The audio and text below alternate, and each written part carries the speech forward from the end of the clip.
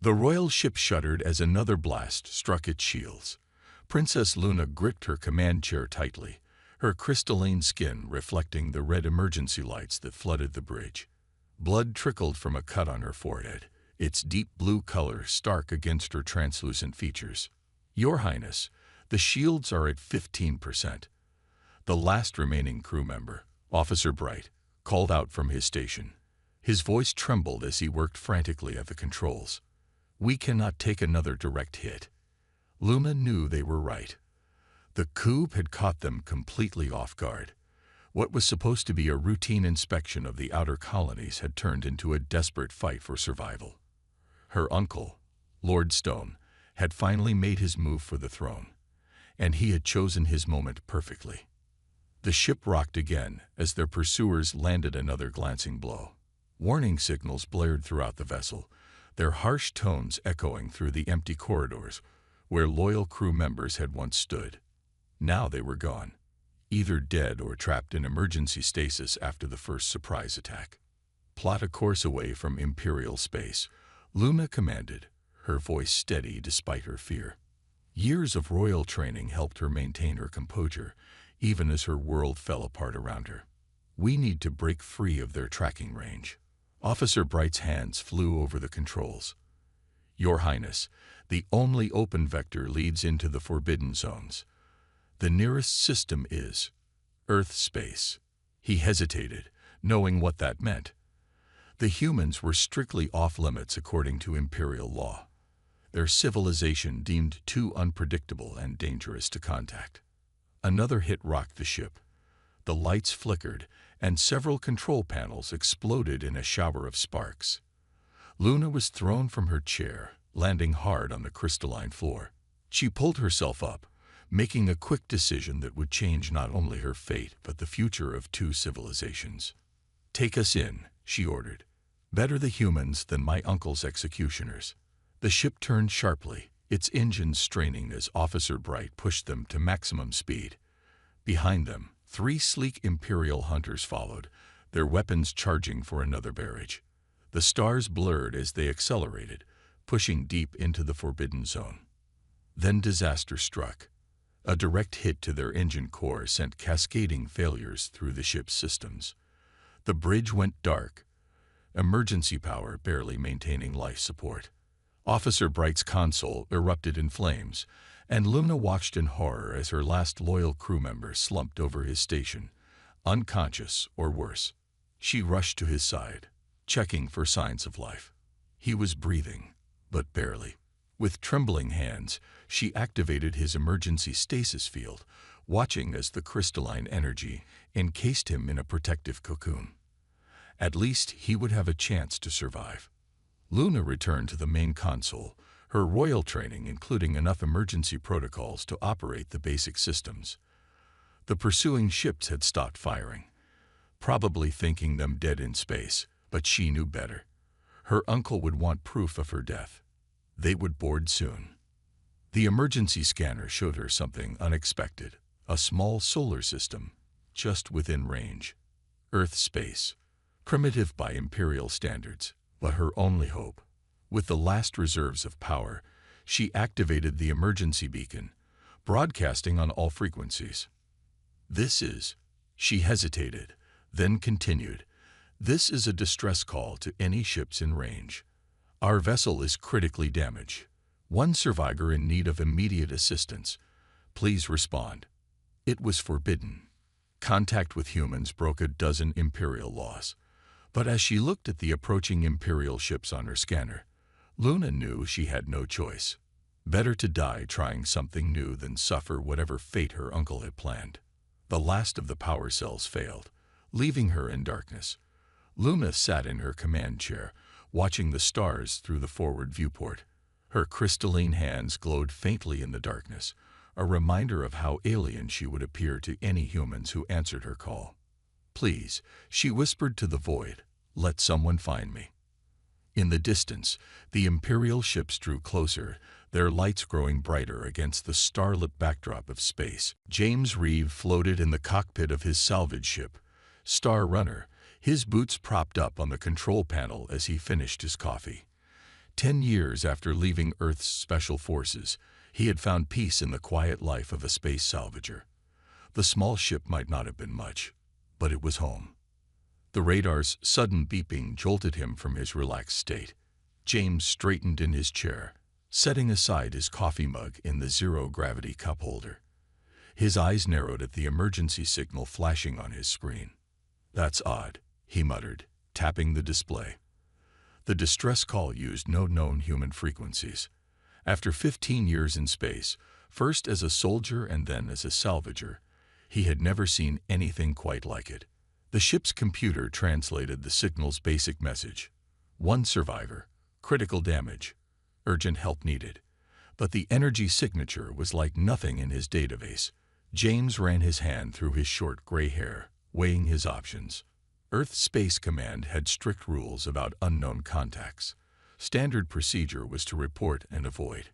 He had seen too many good pilots lose their licenses chasing mystery signals, but something about this one felt different.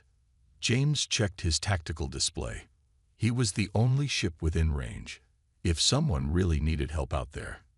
"Computer, show me the signal source," he commanded. The screen shifted, displaying a damaged vessel drifting in space. Its design was completely alien, sleek, crystalline surfaces that seemed to glow from within. Behind it, 3 larger ships approached slowly, their designs matching the damaged vessel. James's military training kicked in. He recognized a hunt when he saw one. "Computer, full scan of pursuing vessels." The results made his eyes widen. The energy readings were off the charts. Weapon systems far beyond anything humans had developed. This wasn't some simple space pirate chase. This was something else entirely. As he watched, one of the pursuing ships fired a warning shot across the damaged vessel's bow. The energy beam lit up his sensors with readings that shouldn't have been possible. "Well," James said, reaching for the ship's controls, "looks like retirement's getting interesting." He activated the Star Runner's engines, keeping the power low to avoid detection. His ship might have been small, but he had modified it with everything he had learned in special forces. Enhanced stealth systems, reinforced shields, and a few surprises he had never registered with Earth authorities. The pursuing ships hadn't noticed him yet. Their focus was entirely on their prey. James used this to his advantage, maneuvering behind a cluster of asteroids as he approached. His heart beat faster, but his hands were steady on the controls. This was familiar territory, just like the old days in the service. "Computer, prepare emergency docking procedures," he ordered, already planning his approach. "And warm up the medical bay. Something tells me we're going to need it." A warning flashed on his screen. "TCT with UNKNODUN vessels violates Earth space. Command Diary CTIV 147. James smiled slightly. "Override warnings. Authorization read 7 Delta." The warning disappeared. Some rules were meant to be broken, especially when lives were at stake. He reached under his seat and pulled out his old combat suit. The black armor still fit perfectly, its systems coming online as he sealed the helmet. If this turned into a rescue mission, he wanted to be ready for anything. The pursuing ships were closing in on their target. Soon, they would be in boarding range. James checked his weapons, made sure his ship's systems were ready, and took a deep breath. "All right," he said to himself. "Let's go make some new friends." Star Runner's engines hummed to life as James pushed them to full power. Sometimes the right thing and the smart thing weren't the same. Today, he was choosing right. Ahead of him, the alien ships loomed larger in his viewport, unaware that a human warrior was about to change everything. James Reed's Star Runner shot through space like a bullet. The 3 alien ships were so focused on their target that they didn't notice him until it was too late. He fired his engines at full power, releasing a cloud of magnetic debris behind him. An old Special Forces trick that played havoc with advanced sensors. "Let's see how you like flying blind," he muttered, watching as the pursuing ships' formations broke apart, their sensors scrambled by the magnetic cloud. Their crystal-like hulls glowed with angry red energy as they tried to target him. The damaged ship lay ahead, its once beautiful form now scared by weapon fire. James guided his vessel toward it, dodging energy beams from the confused pursuers. His smaller ship's size was an advantage. He could move faster, turn sharper, and slip through gaps the larger ships couldn't follow. "Computer, scan for life signs," he ordered, bringing Star Runner alongside the damaged vessel. The scan showed one life form on the bridge, but its readings were unlike anything he had seen before.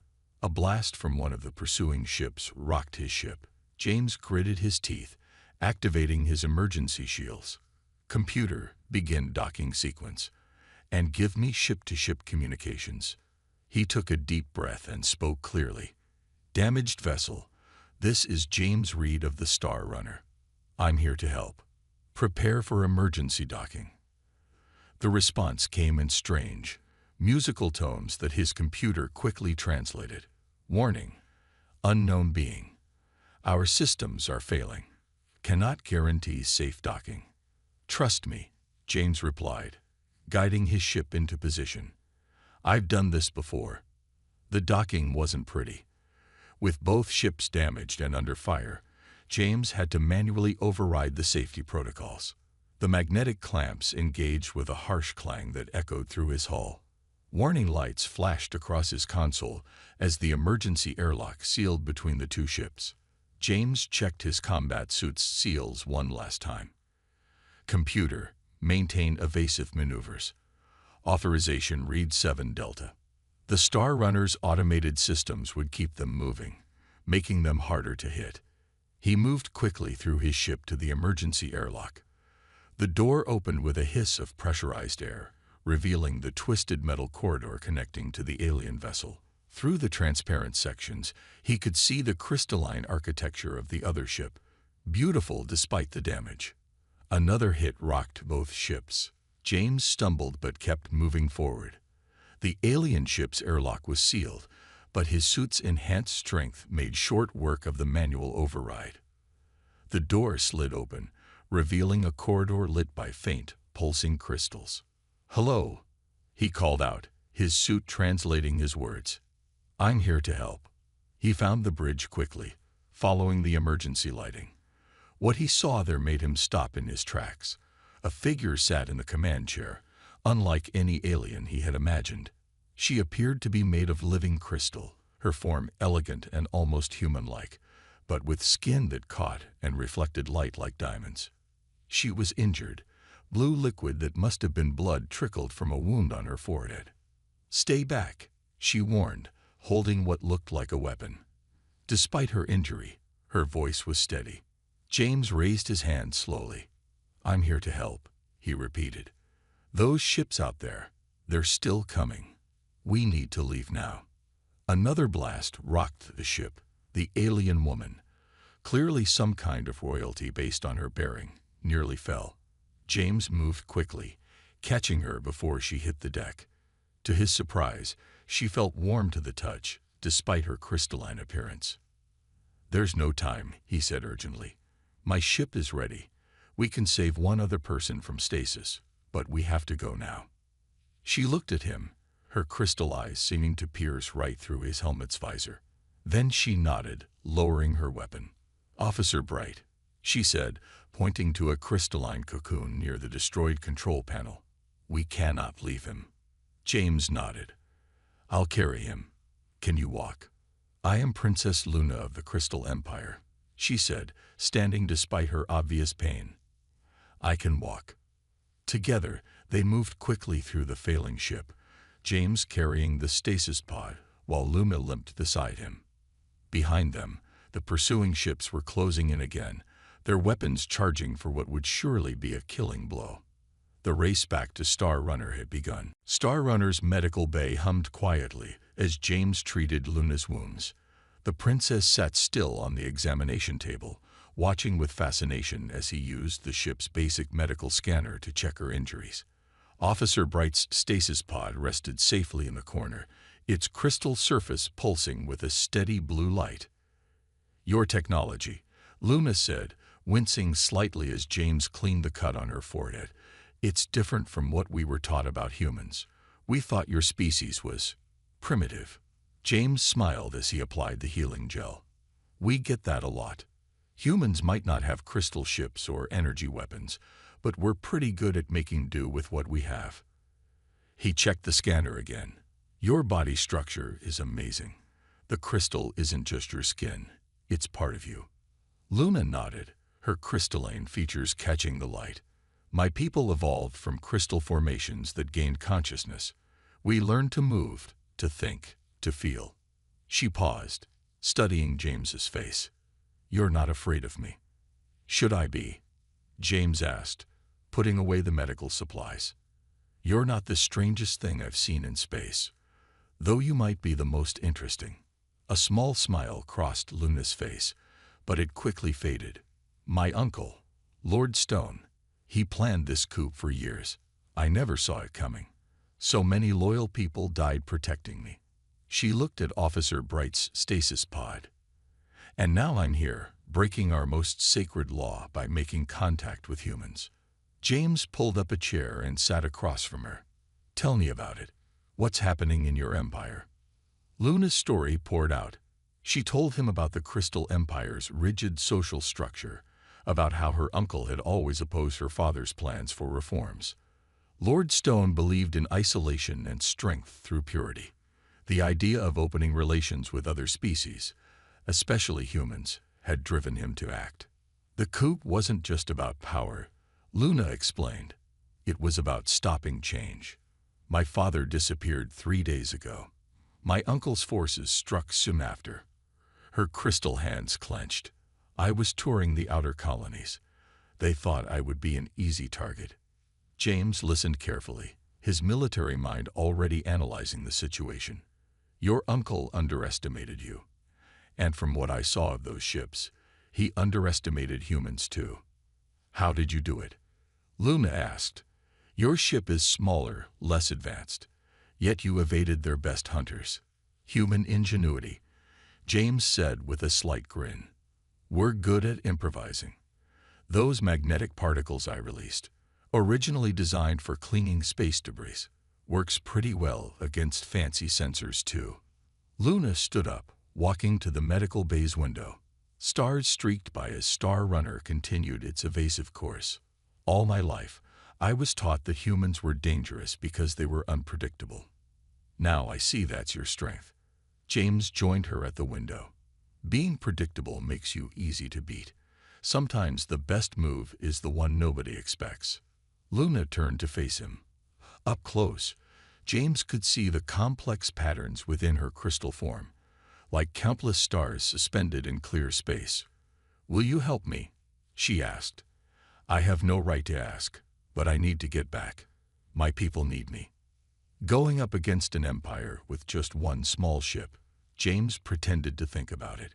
Impossible odds, deadly enemies, certain doom. He smiled. "Sounds like fun." For the first time since her rescue, Luna laughed. The sound was like chimes in the wind. The stories were right about one thing. Humans are quite mad. "Mad enough to save a crystal princess," James agreed. "Now let's figure out how to save your empire." As they began to plan, Luna found herself watching this strange human who had risked everything to save her. Perhaps, she thought, her father had been right. Perhaps it was time for the Crystal Empire to change. Behind them, Officer Bright's stasis pod continued its quiet pulse, marking time as two very different beings began to bridge the gap between their worlds. 3 Imperial ships coming out of light speed. Luna called from her position at Star Runner Sensor Station. She had learned the human ship systems surprisingly quickly. "They're trying to box us in." James's hands flew across the controls, sending the ship into a tight spiral. "They're persistent, I'll give them that." The ship shuddered as an energy beam passed close by. "Any chance those are friendly forces?" Luna checked the energy signatures. "No. Those are my uncle's elite hunters. They won't stop until—" She paused, her crystal features darkening. "Until they confirm my death." "Well then," James said, pulling the ship into a steep dive toward a nearby asteroid field. "Let's keep disappointing them." The last 2 days had been a constant game of cat and mouse. Every time they thought they'd lost their pursuers, more Imperial ships would appear. Lord Stone was using every resource to hunt down his niece. Luna watched James guide the ship between massive rocks with impossible precision. Her people had always avoided asteroid fields, considering them too dangerous to navigate. But James seemed to treat the deadly obstacles like an advantage. "How are you doing this?" she asked, gripping her seat as they narrowly missed another collision. James grinned. "Old smuggler's trick. Big ships can't follow us in here. Their fancy targeting systems get confused by all the rock surfaces." He looked at her. "Want to learn?" Luna blinked in surprise. "You would teach me?" "Why not? Come here." He gestured to the co-pilot's seat. "Your technology might be more advanced, but sometimes the old ways work better." Luna moved to sit beside him, placing her crystalline hands on the secondary controls. James guided her through the basics, teaching her how to feel the ship's movements, how to read the debris patterns, how to use the chaos of space to their advantage. A warning alarm blared. "2 ships entering the field," Luna announced. "They're launching seeker drones." "Perfect timing for your first lesson," James said calmly. "See that large asteroid ahead? We're going to use it for a slingshot. Follow my lead." Together, they guided Star Runner toward the massive rock. The seeker drones followed, their advanced systems locked onto the ship's energy signature. At the last moment, James and Luna pulled up in perfect sync, using the asteroid's gravity to accelerate while the drones crashed into the surface. Luna laughed with excitement. "That was amazing. We never fly like this in the Empire. Everything is calculated, controlled. Sometimes you need to trust your instincts more than your computers," James said. Then he frowned at the radar. "Speaking of instincts, those ships are deploying something new." A strange energy field began to spread through the asteroid field. Where it touched the rocks, they began to glow with an eerie light. Luna's expression turned serious. "Crystal resonance field," she explained quickly. "They're trying to destabilize the asteroids. We need to get out of here now." James nodded, already plotting a course. "Any suggestions?" Luna studied the tactical display, then pointed to a narrow gap between 2 larger asteroid clusters. "There, the resonance field is weakest, if we time it right." "We slip through while they're busy causing chaos," James finished. "I like it. Ready to fly." They worked in sync, human and Crystal Princess, guiding their small ship through the disintegrating asteroid field. Behind them, the Imperial ship's weapon had backfired. The destabilized asteroids were creating a chain reaction that forced them to retreat. As they burst free of the field, Luna realized something had changed. She wasn't just a passenger anymore. She was part of this ship, part of this mission, part of this strange human's world. "James," she said softly, watching the stars streak by. "Thank you. Not just for saving me, but for showing me a different way." He glanced at her, his expression warm. "Thank you for trusting me. Now, let's see about getting you home." Star Runner soared through space, carrying its unlikely crew toward whatever destiny awaited them. Behind them, the asteroid field erupted in a spectacular display of crystal energy, marking another failed attempt to catch a princess who was learning to be free. Officer Bright's stasis pod hummed to life, the crystal surface dissolving to reveal the confused Imperial officer. Luna rushed to help him up while James stood back, giving them space but staying alert. "Your Highness." Bright blinked, his crystalline form shimmering as he regained full consciousness. We were attacked." "How?" His eyes fell on James, and he instantly moved to shield Luna. "A human. Your Highness. Get back." "It's okay," Luna said gently, placing a calming hand on her officer's shoulder. "James saved us. Without him, we would both be dead." She gestured around Star Runner's bridge.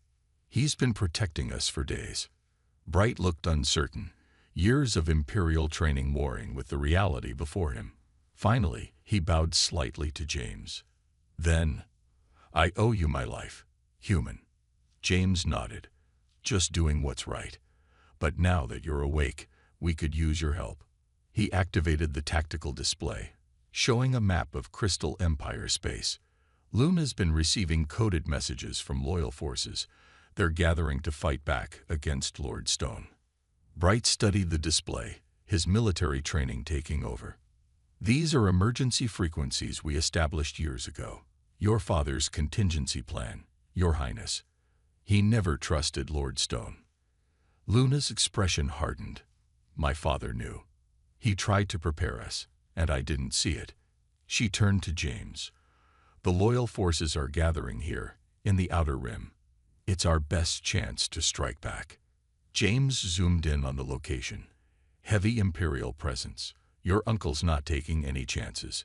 He highlighted several patrol routes. But there's a gap in their coverage. If we time it right, we could slip through. Bright finished, beginning to see why Luna had come to trust this human. But Star Runner is just one ship. How can we make a difference? Luna smiled. By doing what humans do best, being unpredictable. She brought up schematics of Imperial ships. I've been teaching James about our technology, and he's been teaching me about human tactics. Together, we have a plan. Over the next hour, they refined their strategy. Bright's knowledge of Imperial protocols filled in crucial details. James's combat experience helped them spot weaknesses in the Empire's defenses, and Luna's royal insights gave them the political angle they needed. It's risky, Bright said finally. If we fail. If we fail, nothing changes. Luna replied firmly. My uncle will continue his purge, and the Empire will become everything my father fought against. She looked at James. But if we succeed, we can build something new, something better. James checked their weapons and shields one last time. The question is, what happens after? Assuming we win, your people will know about humans. That can't be undone. Luna was quiet for a moment, looking out at the stars. When she turned back, her crystal features were set with determination. Perhaps it's time. My uncle is wrong. Isolation doesn't make us stronger. It makes us brittle, unable to adapt. She gestured at Star Runner's bridge. Look at what we've accomplished together in just a few days. Imagine what our peoples could learn from each other. Bright looked uncertain, but nodded. The old ways are changing, whether we wish it or not. Better to guide that change than resist it. James smiled. Well then, I guess we're starting a revolution. He reached for the ship's controls. Course is set for the rendezvous point. Ready? Luna took her place beside him at the co-pilot station, her movements now confident and sure. Ready. For the Empire, Bright said, taking his position at tactical. For the future, Luna added softly. Star Runner's engines hummed to life, propelling them toward their destiny. As they prepared to jump to light speed, Luna glanced at James. In his eyes, she saw not just a warrior or an ally, but something more, something that made her heart beat faster despite the dangers ahead. The stars stretched into lines of light as they made the jump, carrying a human warrior, a crystal princess, and one loyal officer toward a battle that would change two civilizations forever. The Imperial Palace's crystal walls shook with explosions as the battle raged outside. Lord Stone stood at his command center, watching in disbelief as his carefully laid plans fell apart. The rebel ships, led by one small human vessel, had somehow breached his best defenses. Impossible, he muttered, his crystalline form dark with rage. They're using tactics we've never seen before. On Star Runner's bridge, James and Luna worked in perfect sync. Their small ship danced between the massive Imperial cruisers, causing chaos in their formations. Behind them, the loyal Imperial forces pressed their advantage. Your uncle's ships are breaking formation, Bright reported from tactical. They don't know how to handle irregular attack patterns. Luna smiled. Imperial commanders always expect enemies to follow standard combat protocols. She looked at James. They never planned for human creativity. James guided their ship through another complex maneuver, ready for the final push. Luna nodded, her crystal features set with determination. The palace shields are weakening. This is our chance. Star Runner dove toward the palace, leading a squadron of loyal ships. James's unorthodox tactics had inspired the Imperial pilots, teaching them to think beyond their rigid training. Now they flew like humans, unpredictable, adaptable, free. Lord Stone's voice boomed across all channels. You dare bring human filth into our sacred halls. You betray everything we are. No, Uncle, Luna responded, her voice strong and clear. You betrayed us. You betrayed my father's dream of a better future. She opened a broadcast to all ships. Look around you. See what we can accomplish when we work together, when we learn from others instead of fearing them. The palace shields flickered and died. James landed Star Runner in the main hangar, leaving Bright to coordinate the space battle. As they ran toward the throne room, loyal forces joined them, crystal warriors fighting alongside a human soldier. They found Lord Stone on his stolen throne, dark crystal guards around him. So, he sneered, the princess returns with her pet human. It's over, Luna declared. Your forces are defeated. Surrender. Never. Stone raised his weapon, firing at Luna. But James was faster, tackling her aside as loyal guards engaged Stone's forces. The throne room erupted in combat, crystal weapons flashing against human combat skills. James and Luna fought side by side, their movements perfectly coordinated after days of working together. His human adaptability complemented her crystal powers. Together, they were unstoppable. Finally, Lord Stone stood alone, his guards defeated. Kill me then, he spat. Prove how far our people have fallen. Luna stepped forward.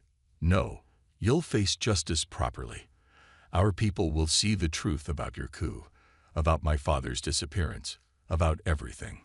As royal guards took Stone away, cheers erupted throughout the palace. The coup was over. Luna had won. In the quiet aftermath, Luna found James packing his gear on Star Runner. You're leaving, she asked softly. James turned. The Empire needs you now. And I'm still just a human in forbidden space. What if you didn't have to be? Luna's crystal form seemed to glow with inner light. My first act as Empress will be to open diplomatic relations with Earth.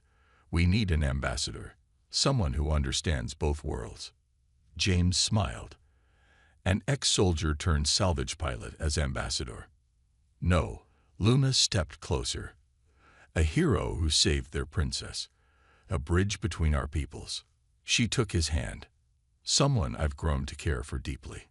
The Empire might not be ready, James warned. Then we'll help them be ready. Together. Luna's free hand touched his cheek. My father was right. Change isn't something to fear. It's something to embrace. James pulled her close. Well, when a crystal princess asks so nicely. Their kiss broke centuries of imperial law, but neither cared. Outside, human and crystal ships flew together in celebration, their lights painting the sky in a display of unity. In the end, a human warrior had not just saved a crystal princess. He had helped her save herself, her people, and their future. And in doing so, they had written a new chapter in the history of both their species, one that began with a distress call and ended with hope. The true adventure was just beginning.